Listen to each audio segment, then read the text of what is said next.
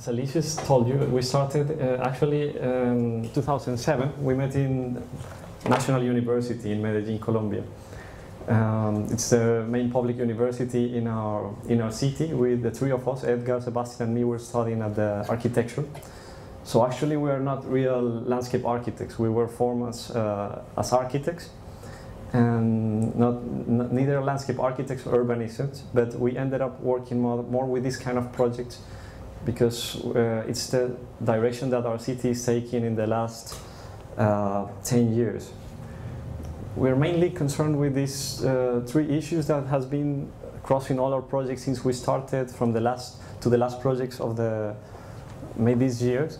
So we have a high interest in weather-related issues and how they may affect architecture, and somehow our projects end up being 80 or 90% non-built issues, and architecture starts to be really not that important. This text, I will try to resume it very shortly, is by a geologist. He's basically saying that in order to predict or understand future landscape, a good way of doing it is extrapolating the conditions that are already observable right now. And this is mainly what we are doing right now in the way we work and the drawings. I bring this video, this is not Colombia, this is Iceland. This is the first contact that I had. I've never been here, but I was in Iceland in 2009. And it was very strange for me, maybe it's very common for you, but I was crossing through these highways, making these videos, and this Iceland with so few people started to behave for us like almost like an observatory of a lot of natural phenomena, like all this steam coming out from the earth.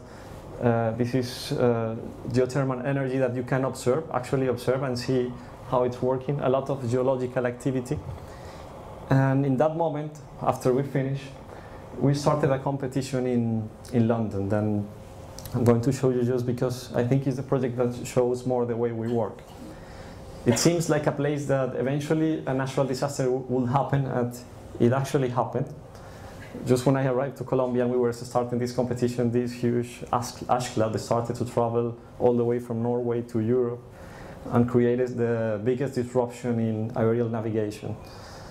And this is the ash cloud traveling to Europe.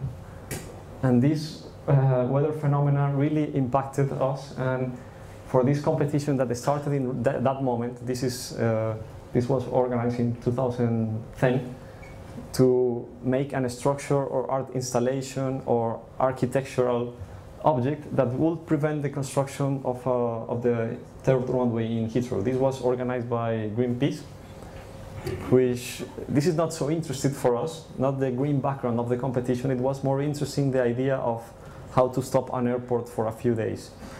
So in that moment, the ash cloud was traveling to Europe before this.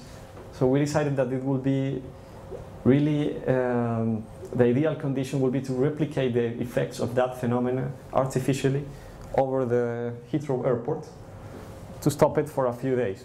This is actually the people that is being disrupted by the airplanes flying over their houses.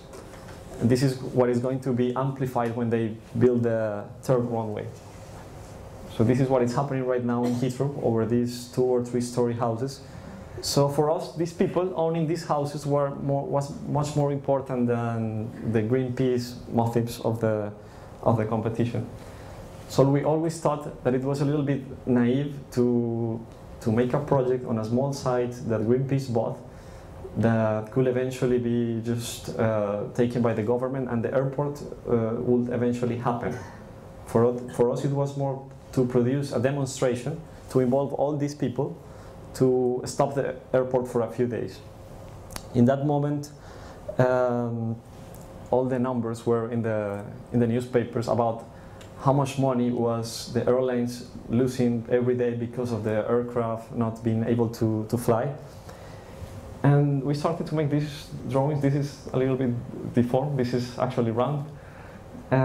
Of the houses that where they had the ideal location to disrupt the air navigation for a few days.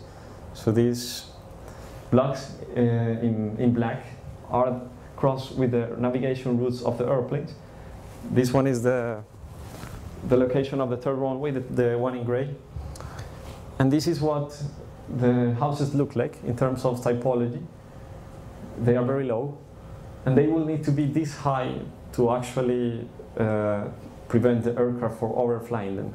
So obviously it's completely impossible to replace these houses for buildings for a few days. So we thought that the best idea would be to have the highness, but to remove the mass in the middle.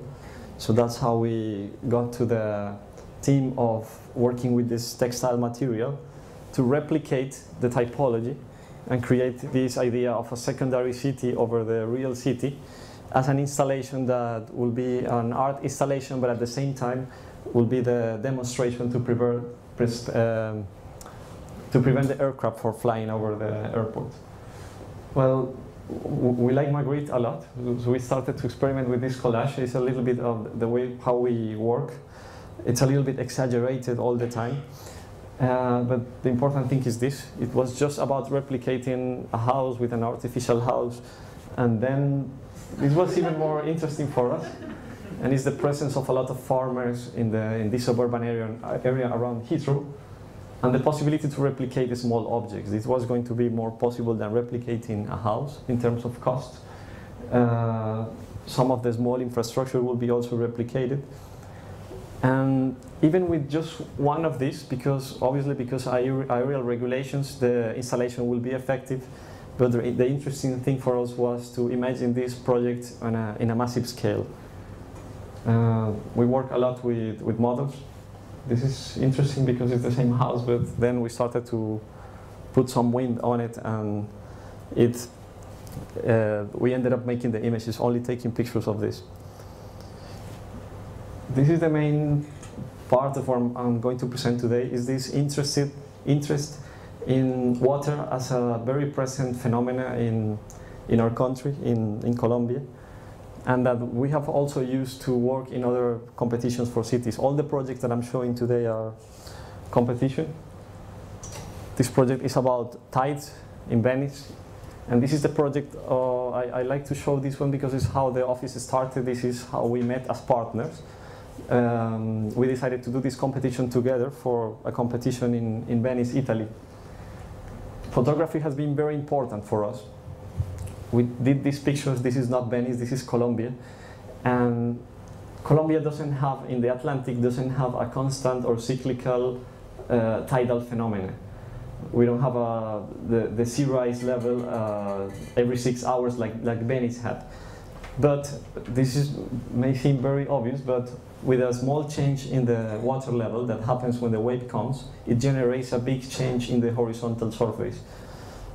So with these images, we started to think about how this phenomenon that happens every day and every moment could be amplified and replicated to show how in Venice, what happens is that in a long time term, it's supposed that the island is going to sink. So this phenomena that happens every 6 hours, for us was a little bit like a clock of what is going to happen in 100 years.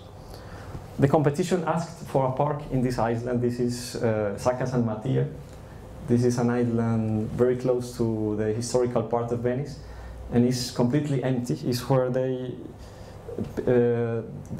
workers in Murano used to, or I think they still do, throw all the remains of the glass production. So the competition was for making a park there. Basically, we were thinking in two possibilities of being in a park. One is walking through very simple paths, and the other one is just walking in the beach. So we wanted the people to be in that park to change the way that they walk depending on the conditions of the tide. So this is with a low tide. This is with a high tide. So obviously you can't use the path. So the way they use the park completely changes, and people have to walk in the beach. And at the end, there are these small spaces that are only useful when the water level is low and become useless when the water level is high. We thought about these spaces as spaces for the Venice Biennale. Another important part of the project was how the Venice Lagoon is a very complex ecosystem that has been very damaged by the water navigation, by the Vaporetto, that is like this metro system, but it's a boat. So we wanted to create also an installation that above the water level will behave as almost like an art installation that will disappear or emerge depending on the tides, but underneath will almost act as like the oyster cultives. You only need small objects to make an ecosystem recover. So it was an artificial reef. This is Venice. When you look at it, not from the top, it's actually very dense. This is New Orleans. This is Katrina. This happens in 1 day, 2 days, but this is what is going to happen in Venice in a 100-year or 200-year time lapse. So that's the event that we wanted to amplify through this installation. These are pictures of a model. It was just about locating these poles that would act as an installation, but also to guide the navigation of the Vaporetto. These are pictures of Venice. What happens, I'm sure many of you have been there, all these first floors are starting to get empty and abandoned, just because there is much moisture and some of them get flooded. Sometimes these houses are owned by very old people that dies and leaves the house. And obviously the city is very alive because of tourism, but the interiors of these houses are sometimes empty. And they're going to be more empty in the future. So for having public space in this city, we didn't want to create a park or one big square competing with Plaza San Marcos, but a series of a small park that will start to grow and to act as a public and constant and continuous public space every time a house is abandoned and is occupied by a small park. So these are all spaces for the Biennale. Just by emptying the house, removing some walls, the roof. This one, for example, was a confined forest, and this is a theater that eventually gets flooded, so the amount of people that it can handle also changes. But this is what will happen eventually in the future, when you have a constant section of public space that is actually made with the same houses. This is a map of the water of the world. Colombia is here, like it's here. This is Norway. I like this map because it shows that the countries are maybe more related than we think. There is a lot of water in Colombia, and there is also a lot of water in Norway. We also have a lot of mountains, and this part here is the rainiest area in the world. So even if we don't want to, we have to deal with the weather and with a very powerful and strong non-built environment. This is even more dramatic. This is the rainiest area in the world. Again, this is El Chocó in the Pacific coast. And this is Medellin, our city. This is 4 million people living in a valley contained by these mountains that are around about almost 1,000 meters above the city. So it's a city that can't grow anymore, that has become very dense. And because we have so much nature, I feel that people were not really interested in creating green public open space in the city. Also because in the 80s and 90s, there was a lot of violence that still exists, but it's a little bit lower. So people was afraid of designing open green space with too much design or hard areas. It's very dense city. And all the ecosystems in these mountains are not present in the center because of the dense process of urbanization. This is the city center here, and all these are the hills. All the activity in the city happens in the hills. This is the first competition that we won. This was after Venice, when we started to work with this idea of working with these wetlands that started with the park in San Matías. We did this competition that we thought that we would never win, because it was after we did these idea competitions in Venice. This was 4 months after starting. And because the competition was for making a closed building, not a park. And we did a park instead of a building. This is a sport complex In the 70s, it was done for hosting sport games. This is the main stadium in Medellin. These are the old pools, which are very bad because it's a series of pools with 2 huge tribunes. And in Colombia, people is more interested in football, so these huge concrete structures are empty all year. And this was our site here. It was for racing cars. A very complex location for having more pools. So the competitions for the games was to do more pools in this area for hosting the games and other renovations. This is the building by Plan B, and other competitions happens in this area of the city. What happened is that we didn't want to have a compact building with pools and tribunes and walls and roof that will cost some money to create this 3,500 project with a lot of gardens around. Instead, we wanted to use those resources to generate a project much larger, 20,000 square meters, but without walls and roof. And we wanted it to behave more like a park, obviously, because for us it was most important the use after the games, the games themselves. These are early collage, because we didn't want walls. We wanted to make all divisions through landscape operations. And the first decision was to have clean water for swimming and not so clean water for having alive ecosystems.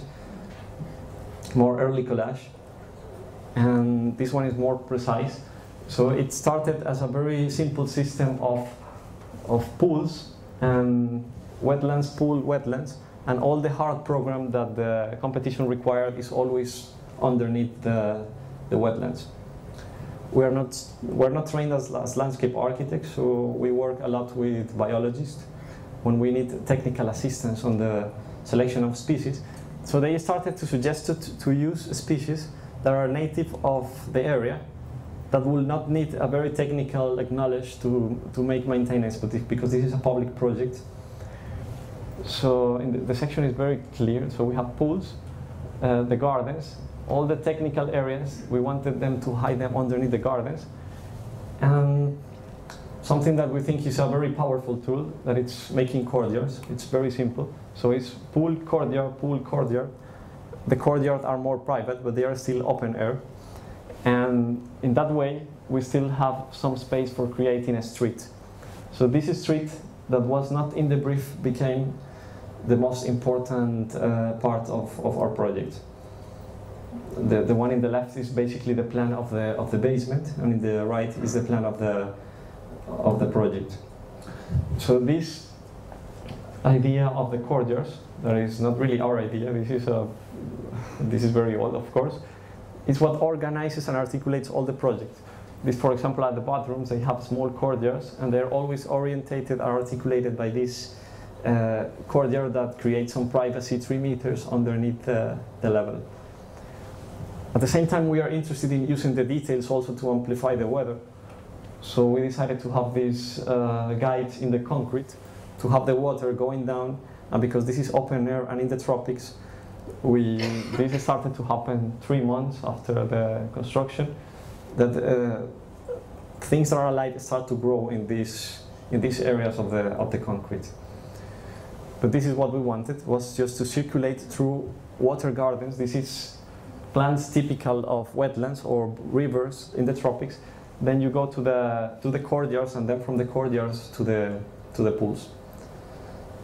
These aerial pictures are not so interesting, but are the ones that we use to explain the project, because it's not a project that you can perceive as an object. Once you're inside, it's very horizontal and very low. And this is more interesting for us. This is 4 months after we finish, when all the vegetation is starting to grow.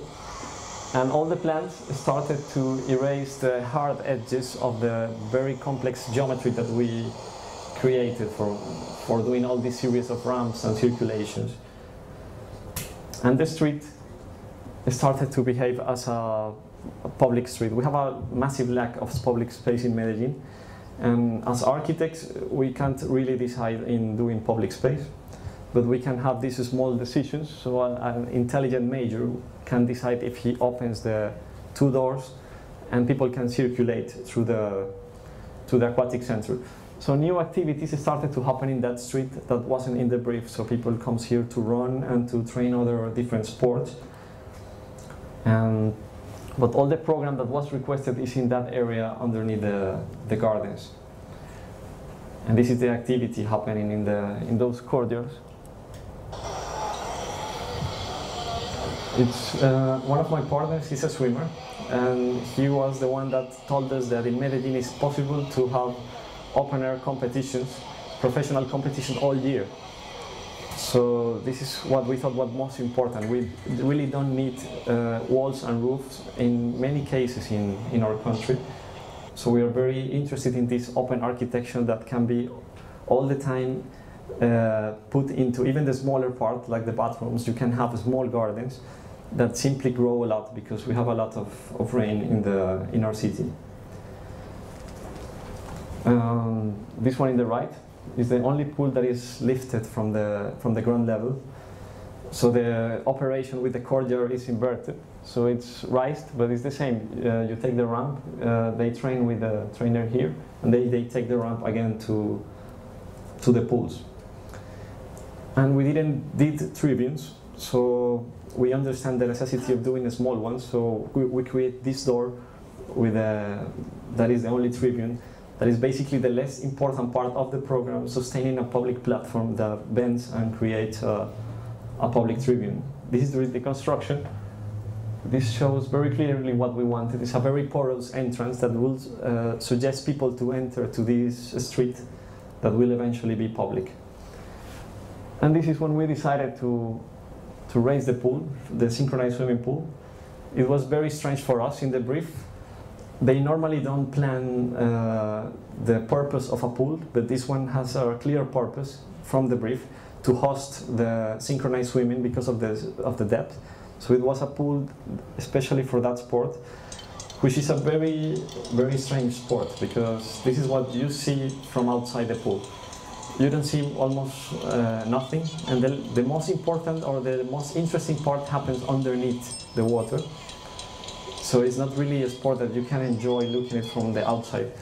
And it's a different kind of landscape that we were interested in, seeing this scenery that is behind the water level. We wanted to put that experience orientated to the public street. So it's basically this. These windows are facing to the public street. This is very normal in Colombia. When the project was finished in that part, people were still working in this area. So all the workers started to obviously enjoy what is happening in these windows at the same time that the girls were training.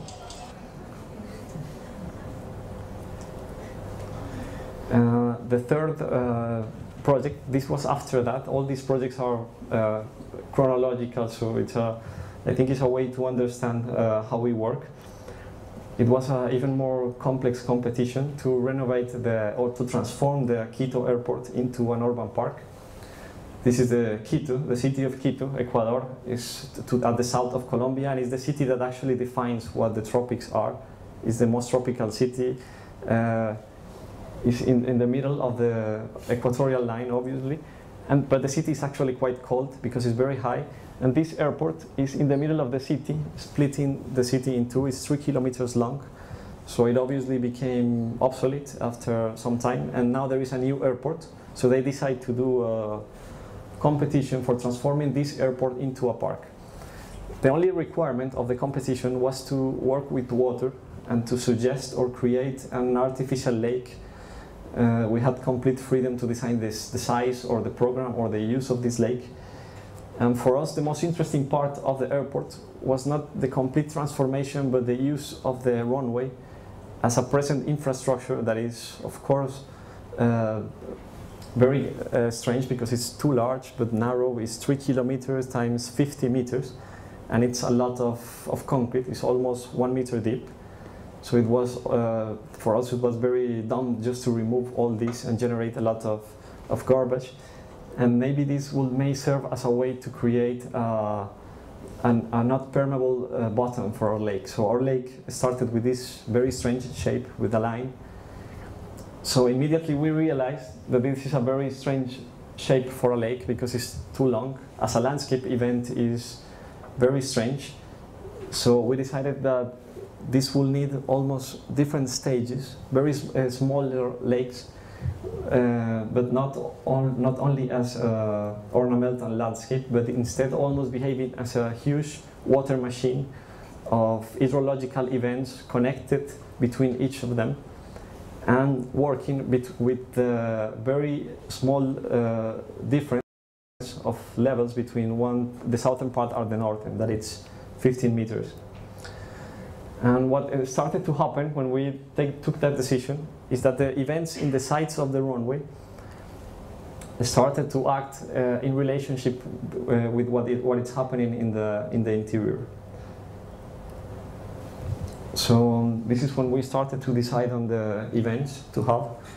So this is a little bit exaggerated. This is the northern part. This is 15 meters above the southern part. In this area, this is again about putting the ecosystems around the city out of context and bring them again to the center of the city. So all these are the ecosystems that we saw that were present in Quito and that are now lost in the center. So these are tropical wetlands around the city, lakes. This is water with a lot of plants, dams. This also has the capability of having a very basic capability of cleaning the water. So we will guide all the water from the park to this area. And then it will go to an open-air aquarium. The water will be only contaminated with organic components. Then it will go to an open-air botanical garden with aquatic plants from the tropics. Then in the middle it will go to a water treatment plant, like the one that is found in every city. But in this case we wanted to place it in the middle to make this event that is normally hidden something visible and public. And from that to a water park for swimming, and finally to a recreational lake. So this series of hydrological events will start to modify the conditions of the landscape in the sides of the park. So again, with biologists, we started to select the plants that are typical of the wetlands or that are typical of these areas that have a lot of tropical aquatic fauna. And all this geometry that seems to be really hard in the runway, actually, we imagine it more something like this. This is very important for us, these images, but because architecture is maybe just only 2% of the image, but the rest, as the rest of our drawings, is normally made with the pictures that we take in the trips that we do. What happens is that as architects, we don't have the tools to do models or 3D models or AutoCAD drawings of things that are alive or growing. So we rely on photography to put these landscapes out of context and make the drawings and eventually build the project. So all these collages are made with the images that we take in our trips normally through Colombia. This is the middle part of the park. This is very strange because this is owned by the military in Ecuador, and they have a golf field. Golf is I don't like that sport. So maybe only 4 people is playing golf in the middle of this huge area, in the middle of a huge city that lacks public space. So we wanted to transform the golf field with its landscape, that it's this very small grass and not so many trees, into an aerial museum, just by locating some of the planes. And some parts of the program that they asked that we located inside these planes. This is the next part. This is the water park. Quito is very high, so it's cold. So it was not about creating pools as the pool we did in Medellin. It was more about creating artificial thermal water. So it's more about a series of smaller pools in the middle of the big pool that is the runway. And of course, we started to search again the atmosphere that is typical of this difference between the temperature of the water for having the thermal water and the water that is outside, and the kind of atmosphere that it generates, which is the thing and the issue that we are always trying to pursue in the graphic production. Again, this is the weather. We wanted an scenarium, an open-air scenarium that will change at the same time that the weather changes. So it will be an scenarium for a lot of people in the dry season and maybe an scenarium that is useless as an scenarium in the rainy season, where it will act as a way to collect rainwater. But maybe the most interesting part is in the middle, when you can have events in the water. This is a more photographic representation of an event in the case that there is no rain, and it can be used as a massive public space. This picture wasn't taken by us. This image is in Tucson, Arizona. It's an airplane graveyard. We were very interested in the landscape that it's accidentally generated by the military in this case. It's almost like a military landscape design. We were interested in the mixing that with the opposite contrast that is generated completely spontaneous vegetation around the presence of this aircraft. So with very simple operations, creating these very small ponds in the soil and creating canals to the main lake, we were expecting that the vegetation will grow spontaneously in the tropic around these airplanes. And well, this is a model. So this is the lake and the canals guiding the water with all the organic contamination that will eventually generate these spontaneous gardens around the airplanes. So this is another image made with a picture of the kind of atmosphere and landscape that it's present around Quito that we want to have surrounding these airplanes. An image of the same. Again, the architecture is not so important, but it's the way just to walk through this wetland. This is completely different, but I want to show you this because it's the last project that we did. We are just finishing to build this in Bogota. We did this with Manuel Villa, is a friend of us that work in Bogota. But some of the things and the interest in generating public space when nobody's asking for it is also present in this project, even if it don't have landscape component as it usually is. This is the main stadium in Bogota. This picture is, I don't know the year exactly, but the stadium is from 1937. It's a stadium that it's the most important stadium, but it's very strange because all the people in the city hate it. Everybody thinks it's very ugly. The competition was very controversial because everybody wanted this stadium to be torn down and that they do a new one, because this is when Bogota won the competition to host the under 20-year World Cup. So the FIFA asked for a major renovation of the stadium, and the people was asking for a new stadium. But of course there were no resources for doing it. FIFA asked for 7,000 square meters of new program. So the organizers of the competition decided it was a good idea to do a real competition for renovating the stadium and an idea competition for doing the facade. This is very strange because the reality of this is that the stadium is happening, the renovation is happening, but the facade was not happening in the competition. It's a very strange stadium because 1937 it was designed by the German engineer. It's been through four renovations, the 60s, the 50s, one in the 90s. And it's a very strange collage of professionals, engineers. Some concrete is a different color than the older concrete. The structure sometimes is in this direction, in the interior is in this direction. So ever since the beginning we thought it was not a good idea to put a fifth renovation over the previous one, but that we also kind of like the strange appearance of this stadium.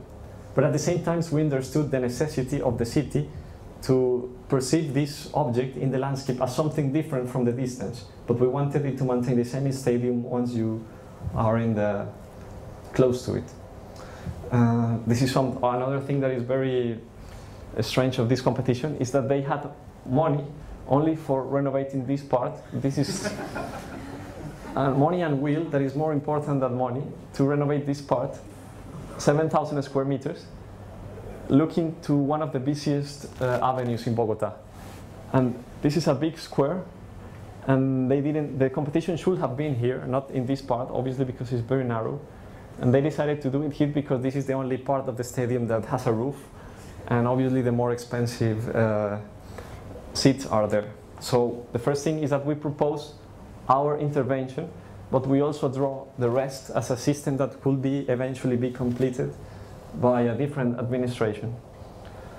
And what we did in the interior was very simple. We decided that it was not a good idea to have a new building right next to the stadium, but to really carefully try to compress all the program underneath the original section of the stadium. And with the program as an excuse, generate a public level here. So this is public space. So for example, they requested for stores and restaurants and new bathrooms. Everything is here. And the roof of that is a public surface that crosses all the structure. So eventually people on a Sunday can enter here. We put the restaurant here, remove some of the tribunes, so that people could actually see a game for free from this part, if the administration wants, and generate this linear park crossing all the structure. I don't have many pictures because we just finished this very recently, but there were very basic operations in the interior just to bring light to the dressing rooms, removing some of the stairs. These are pictures of the construction of the park. So for us it was more important the platform than the actual program that is underneath. So this is what we imagined that could eventually turn around the whole stadium. I will not continue with the renovation of the hard part of the stadium, but to focus on the facade because it was the least important part of the competition. But for us was the opportunity to transform the idea competition into something that could be built. This is World War I, and this is a commission that artists and military receive for transforming the ships into something that is not recognizable. So they have the problem of transforming a ship, which is only a huge object, more than 100 meters, into something invisible in the middle of a very horizontal landscape that is the water. So it's obviously very difficult. So they decided that the best idea would be to have completely dark and completely light areas to hide not the presence but to hide the typology or to hide the recognition of the ship. We thought about this strategy not as metaphor but just as technique, because we wanted to hide the stadium from the distance, so to transform the stadium into something more completely abstract, to dematerialize it, but once you're inside the stadium it's the same stadium. And also because this is just paint, you can paint the stadium with the same money that you will do the facade on just a small area. So we started to make these models, almost like trial and error of different patterns overimposed to the very complex geometry of the tribunes. This serves us as a way to decide things that, for example, having more white on the verticals and more black on the horizontal to change the perception of the light from the distance. We did more on basic images overimposing this collage to the image of the stadium, but we still didn't want it. We didn't like it. Finally, in the competition, we found a pattern that we really liked, that looked really good in the image, but at the end didn't work it on the reality when we started to project it over the models. So we use a projector like this one to project it over models of the stadium. And this is the pattern of the competition. So actually we lied in the competition that the stadium will never look like that. And we started to try more simpler patterns overimposed to the geometry. And when you see this pattern, it's actually, we don't like it as a bidimensional image, but once it's overimposed to the real stadium, we did this with a much larger projection, also as a technique to paint the stadium. We started to notice that when you select a white of the lines, that it's very similar to the average white of all the lines in the structure. By simply twisting a little bit the projection, you start to lose the notion of what it's constructed or built and what is not. Finally, this image is when we decided that we got to the pattern that we like, when you can't notice what is painted and what is actually built. Thank you.